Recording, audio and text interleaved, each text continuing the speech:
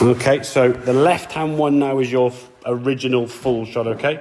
Setup-wise, if we get to that start position, we can see the grip there was a little bit in the weak part. We couldn't see the logo of that left hand, okay?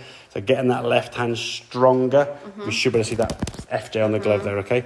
This one here now, you can see when you get round there, the logo now is visible, okay? So getting that stronger grip is going to help square the club face up.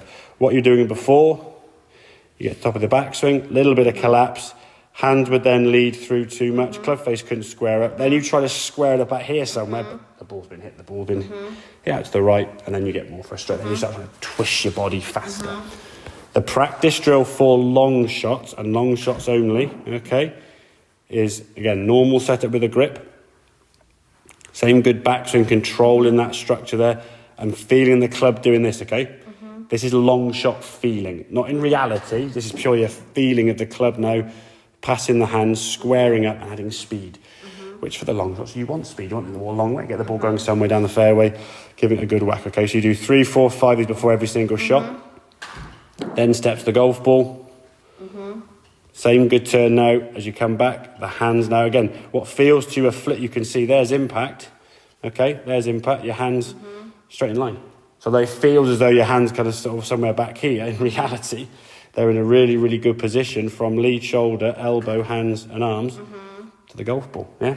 And in terms of the torso, your body just doesn't look quite so far kind of opened out there. Just in terms of kind of, like, put that there and clear that. This one here, now you look a little more kind of this way as opposed to that left hand one's kind of twisting through. Yes, you will twist through, obviously, eventually here, but it's doing so in the right timing, okay?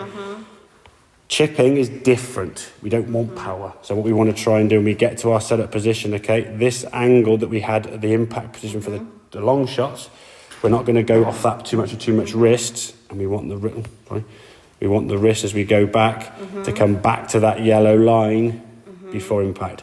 You did in this one, ball goes up in the air, and you see your left hand now going past your left thigh. If the hand stops and you just flick with the wrist, yeah, you might get a reasonable shot, but it's going to be a very quick shot.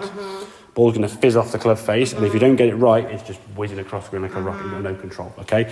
So short shot, do you think less wrist?